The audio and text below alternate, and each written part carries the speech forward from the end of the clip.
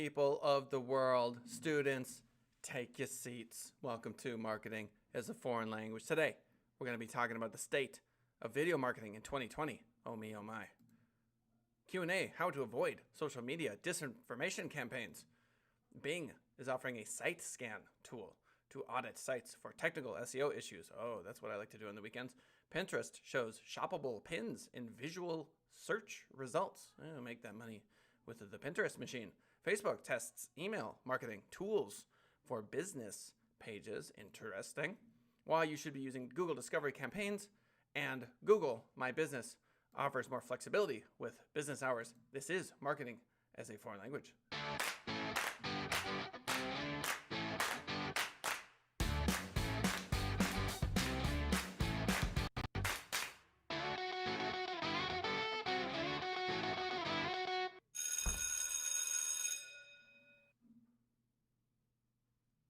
Oh my goodness gracious.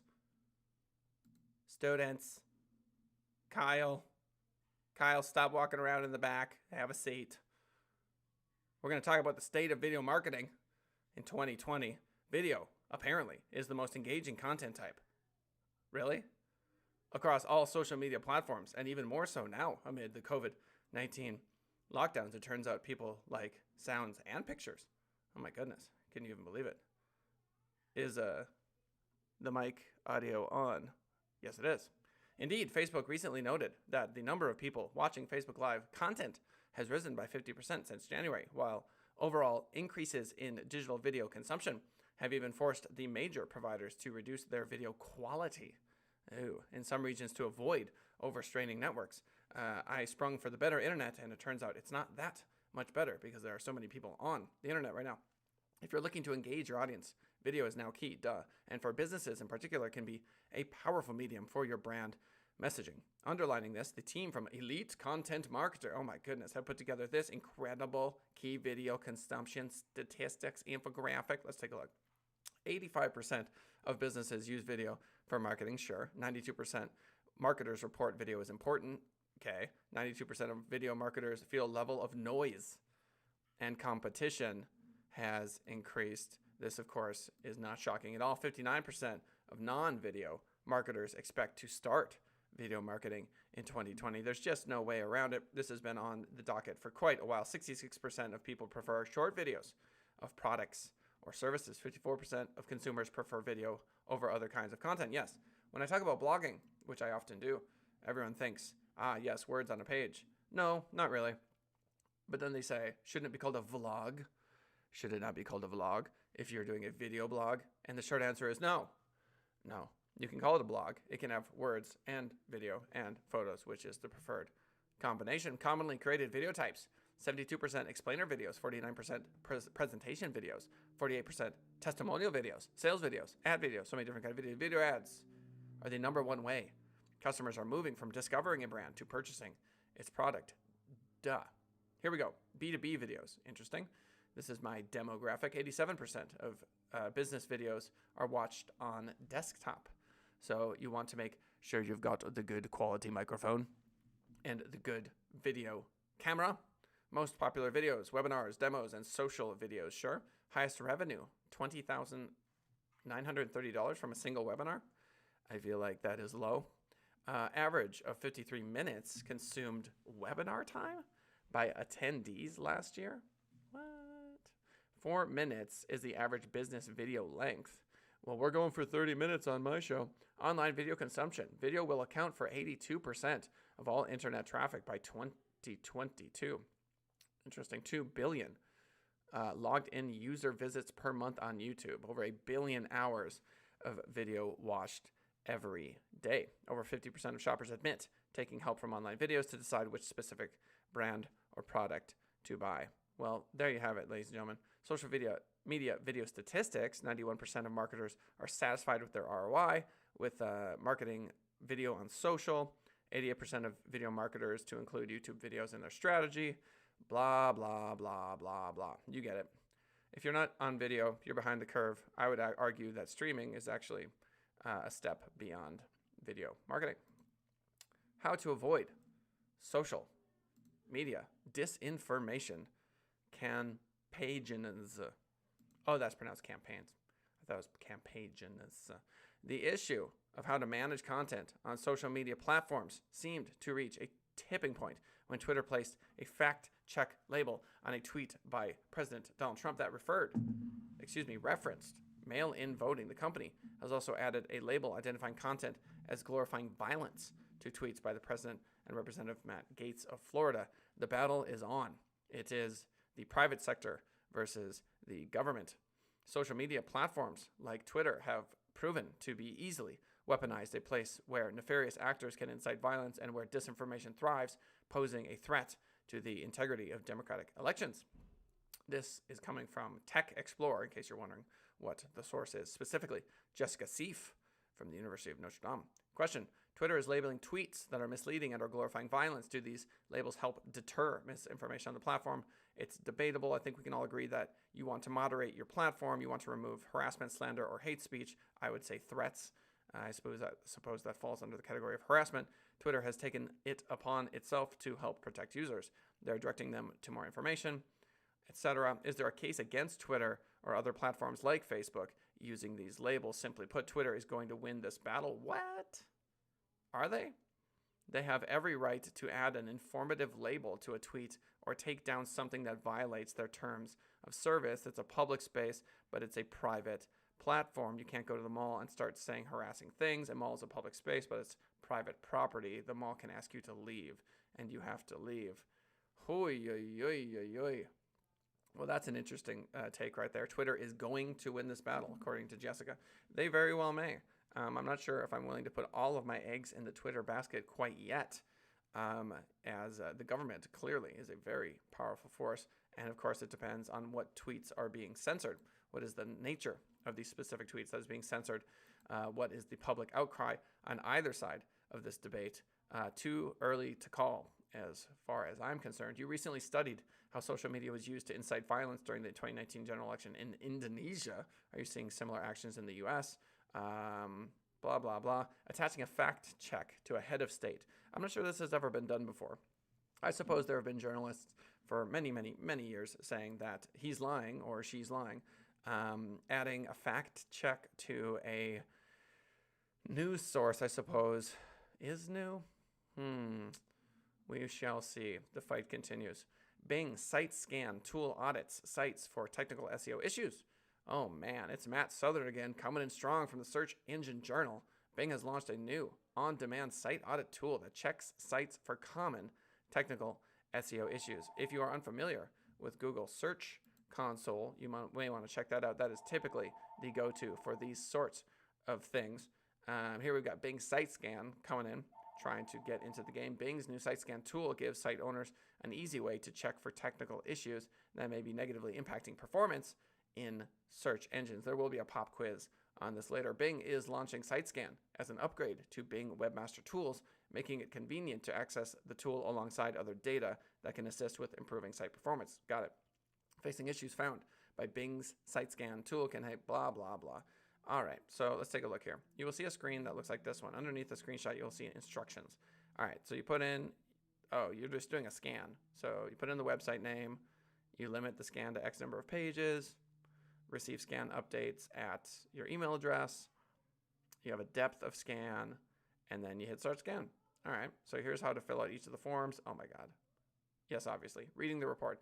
When the scan is complete, Bing will provide a report containing the details of what was found, total numbers of pages scanned, number of errors. Yeah, so, all right, server timeouts. Interesting. Well, that just means that you have serious issues with your website. The pages aren't loading. Title tag missing. So this is as simple as having Yoast, if you have a WordPress website, having a title on every one of your pages.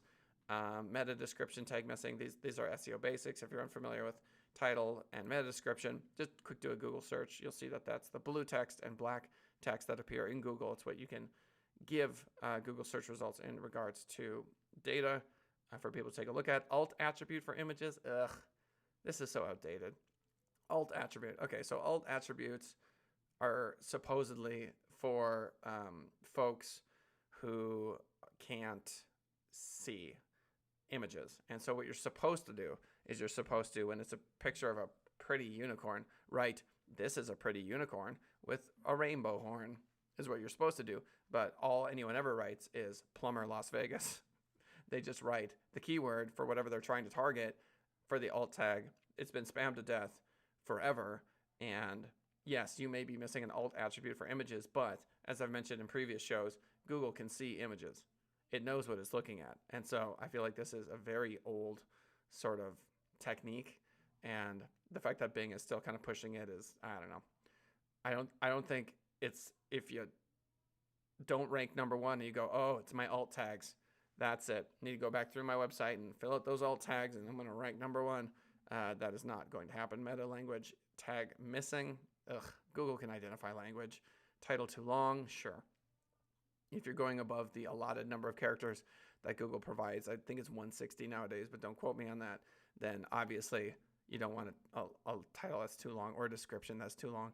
If you use Yoast plugin for WordPress, it'll tell you when you've gone over the character limit. HTML size is too long. The meta description is too long or too short. This is very, very, very, very basic and, dare I say, kind of dumb and annoying. I'm not a big fan of this site scan. I feel like it's not getting to the core of the actual issue. Yeah, I'm feeling like this is not getting the core of the issue. The core of the issue is, does your website have quality content? Do people want to come back to your website? Are you filming videos? Are you streaming? Is your website actually a community for people to go to? Why should they come to your website? Why should they return? How are you advertising your website? These are the big questions. This site scan tool is just an ad for Bing, and it looks like they didn't even put that much time into it. Pinterest shows shoppable pins in visual search results. Pinterest will now display shoppable pins when users conduct a visual search with the lens camera. What now? A visual search. Okay.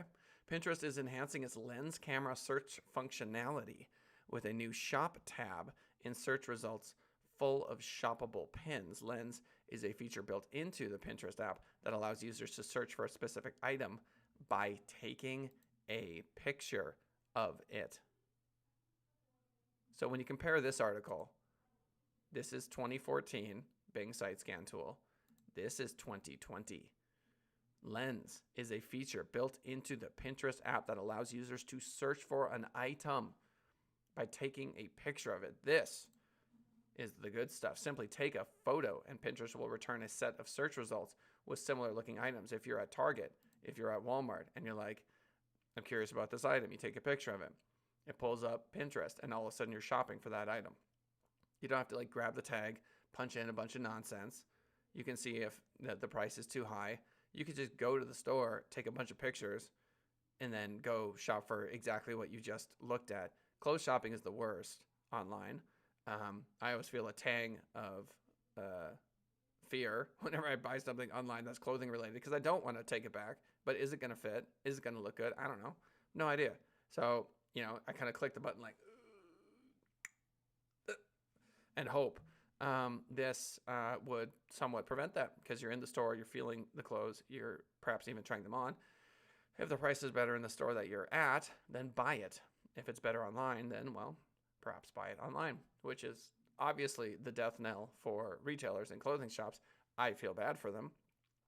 But as time progresses, simply take a photo and Pinterest will return a set of search results with similar looking items. So there's the rub. Similar looking items. So you take a picture of a dress, now they're giving you dresses. This is not the point I just made, unless it is the specific item, which is what the previous sentence led us to believe. Users can also upload photos from their camera roll. Lens search results were previously limited to regular pins, which means they may or may not have linked to a product that could be purchased. Now people with purchase intent can conduct a lens search and immediately find something similar to buy, or maybe even find the exact same item. This is the key point. I can just search for a dress if I want to find a dress. I suppose I can use the lens feature to find a similar looking dress that does put pressure on the physical brick and mortar retailers to find some sort of solution. But if you can find the exact same item, that's going to be real rough. Pinterest obviously is going to make a ton of money off of this. They have a huge incentive to have people buying on the website, I assume that there is a commission of some sort using Pinterest Lens to find shoppable pins to launch the Lens camera, open the Pinterest app, and tap the camera icon on the right-hand side of the search bar. Could not be simpler. Work from home dress code. Oh, that's my favorite dress code. Alternatively, you can upload a photo from your phone's camera roll. Interesting. So you can just find a photo of, oh, look at that lamp. Students, do you see that lamp? This is what I want you to aspire to in life, is to own a quality lamp like this one. My God. Stunning. Stunning brown lamp. After taking or uploading a photo, Pinterest will return a set of search results where you can see the new shop tab. Okay, shop, got it. Oh my gosh, look at these other brown lamps. Every shoppable pin links to the checkout page on a retailer site. Pinterest says it only displays shoppable pins for in-stock products. Ugh, they're going to make so much money. They are going to make so much money. I would invest in Pinterest. Can you do that? Does Pinterest have a stock? You should buy that stock. Facebook, I, of course, cannot give financial advice, but I think Pinterest is going to do quite well. Facebook tests email marketing tools for business pages. Facebook is testing a new set of tools that will allow business pages to send marketing emails through the Facebook platform. I have a friend who is super duper serious about email marketing well into 2020, and he usually gets the eye rolls from me, but integrating email marketing with something like Facebook, well. Business pages on Facebook may soon have the ability to send marketing emails with a new set of tools that are currently being tested. So you can't do it now, so feel free to completely glaze over and not pay attention to this. The tools will allow small to medium-sized businesses to upload contact lists and compose marketing emails in a user-friendly interface. This is seriously something if, say, like I am interested in quoting insurance to people and my name's Esther Sass, to keep an eye on because as Facebook allows us to send marketing emails through their platform, and if you're first to market here and you're offering quotes for, say, auto insurance, then perhaps you could make some dollar bills. Businesses can send emails directly through the Facebook platform and track their performance afterward. Facebook marketing email spotted in early testing. A test was recently spotted by social media marketer Meg Coffee. Gotta love that last name. Oh, am I gonna drink coffee after this? I might drink some coffee. Screenshots on Twitter. Send marketing emails from your page. What new sorcery is this, Facebook? Oh, I like Meg already. Oh, I'm a big fan of Meg. I'm gonna read that again. Meg Coffee, my favorite new online personality, says, send marketing emails from your page? What new sorcery is this, Facebook? Have you seen this new feature where we can now send emails directly from Facebook? This is definitely new to me and only available on one account so far. Oh me, oh my. Esther E. Sass, hitting the chat, nailing that chat. Oh me, oh my. Pinterest, $22.47, up 1.31%. Today. Thank you for that update, Esther.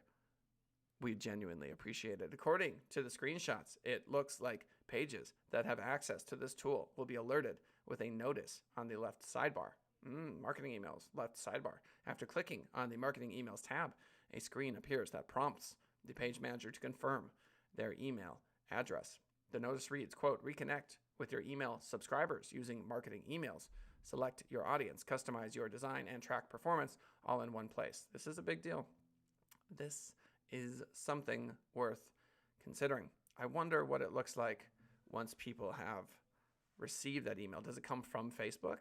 Because that, oh me, oh my, would be quite interesting. Here's the full statement. We're testing new email marketing tools with a small number of businesses to help them more efficiently notify their customers of changes to their service and operations. We're evaluating whether these tools are beneficial for people and businesses before deciding whether to expand it further. I would argue that this will be pushed forward.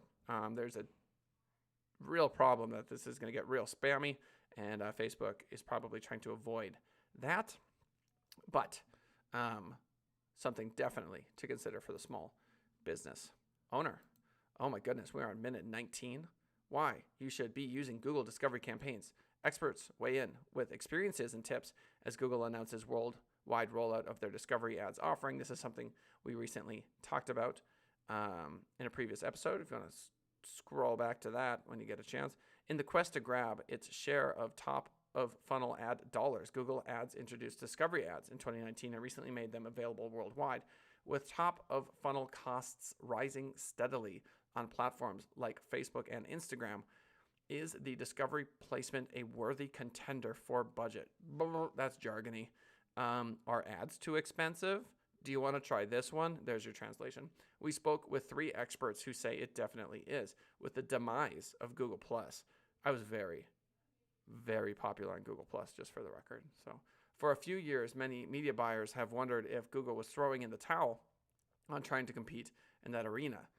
Google Discovery shows that they are not, and furthermore, they don't necessarily need a social network to make it work either, really. Discovery ads, apparently, are a visual ad format that run across the Google Discover feed shown on the home page of the Google app or the google.com homepage, on mobile, YouTube home feed, and also Gmail.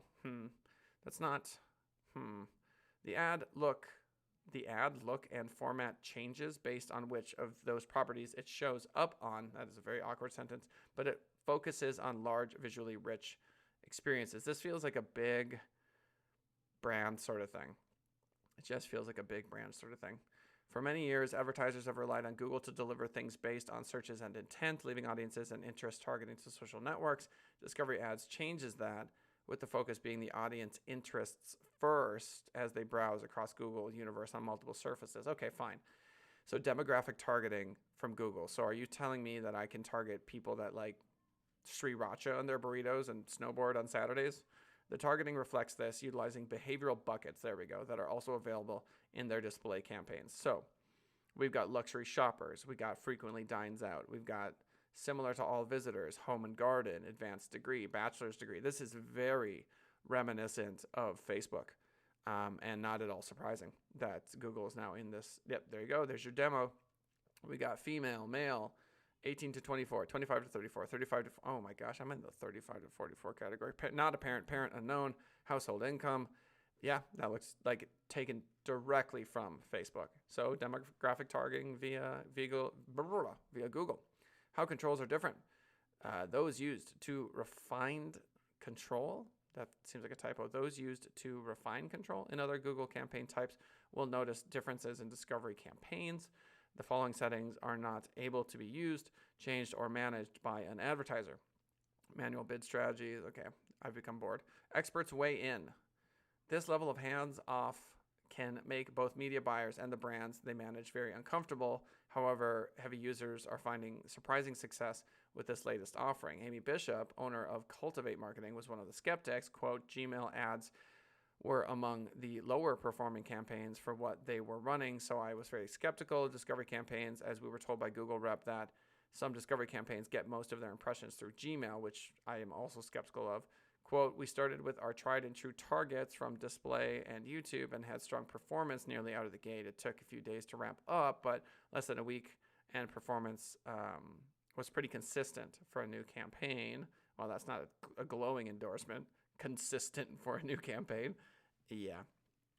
All right. So you can demographic target on Google Ads through something called Discover. Is your summary for this particular article, discovery campaigns. More on that.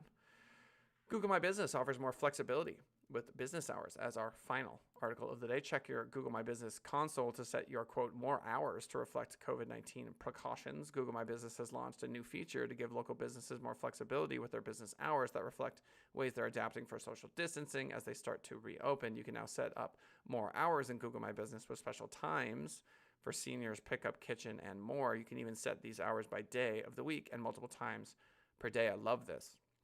I love this for a couple of reasons. Number one, any change you make to your Google My Business profile, especially one that says seniors come in from 8 to 9 in the morning, is beneficial to whether or not you rank in Google Local, which for many local business is the key lime pie, friends. It's the good stuff. It's delicious and nutritious. It's vegan key lime pie, for the record. How it works, you will need to log into your business profile in Google My Business. On a computer, sign in, click info, more hours, add hours, and under more hours right here, as you can see on the screen, here's where you need to select the types of more hours you want to add. And then we have senior hours, pickup, access, brunch, delivery, takeout, drive-through, happy hours, kitchen, etc.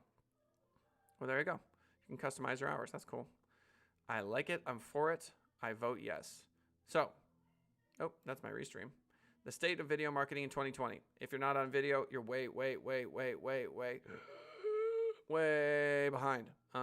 Streaming is actually probably the next big thing. With Pinterest coming up with things like take a picture and now you're shopping for stuff. It's video or bust in 2020. As far as I'm concerned, get to making the videos and streaming. How to avoid social media disinformation campaigns. The fight continues. Government versus massive tech industries. Not surprising. I am not shocked. I think we're going to see more and more AI-related fact-checked posts on different political campaigns. And it's going to get very, very ugly. Bing site scan tool audits sites for technical SEO issues. This to me is somewhat garbage, even if you went through and used the test on your website, unless there are some egregious issues like pages aren't loading. I feel like, or you don't understand what a title or meta description is, then this is largely a waste of time. If you don't know what a title and meta description is, or you simply want to give your SEO company a little bit of a heart attack, you can always just run this test and send it to them, and they will be working on your program a little bit more than they were moments before. Pinterest, quite interesting. You guys know I'm a huge fan, and I mean a huge fan of Brown Lamp. Love me some Brown Lamp. Look at that thing. Look at those 4 sturdy legs. Gorgeous. Stunning. Stunning Brown Lamp. But what if I want other Brown Lamp options? I could just take out my Pinterest lens, take a picture, and oh gosh, now I'm looking at 3-leg option, 2 3-leg options. Incredible. You take a picture of something and now you're shopping for it. Pinterest is going to make lots of money. Search Engine Journal tells us that. Facebook tests email marketing. You may as well look right now. May as well do a Google search, Facebook, email marketing. May as well hop on your Facebook to see if you have the ability to send marketing emails, because you would be one of the absolute first to do that. What new sorcery is this? Exactly, Meg Coffee. What new sorcery is this? Indeed. So after clicking on the marketing emails tab, a screen appears that prompts the page manager to confirm their email address. Yeah, right there, marketing emails on the left-hand side. According to the screenshots, it looks like pages that have access to this tool will be alerted with a notice on the left sidebar. So on your left sidebar, do you see something that says marketing emails? If you do, you might want to spend 20 minutes sending out an email for, I don't know, auto insurance quotes. Why you should be using Google Discovery campaigns, because apparently Google is now Facebook. If you want to target, for example, a luxury shopper who is 35 to 44 years old, who also likes home and garden and is in the top 10% of household income earners, you can do that via Google, which sounds like something that you could only have done via Facebook. Might be something to consider. Advertising on their Gmail account sounds odd, but might work. Google My Business offers more flexibility with business hours. Anything you can do in Google My Business to make the profile more customized is going to help you rank, going to help that phone rank.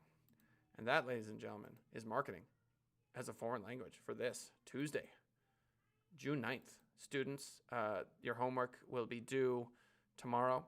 What I need you to do is make a video of some sort and be ready to share with the class. It's any kind of video you want. It's just kind of it's like a show and tell kind of video. Just send us the link on YouTube, and then you can get an A and get college credit and do something with your life. Okay, class? All right, well, thank you so much for swinging on by. Talk amongst yourselves. Hope you have a great day, and we'll talk tomorrow.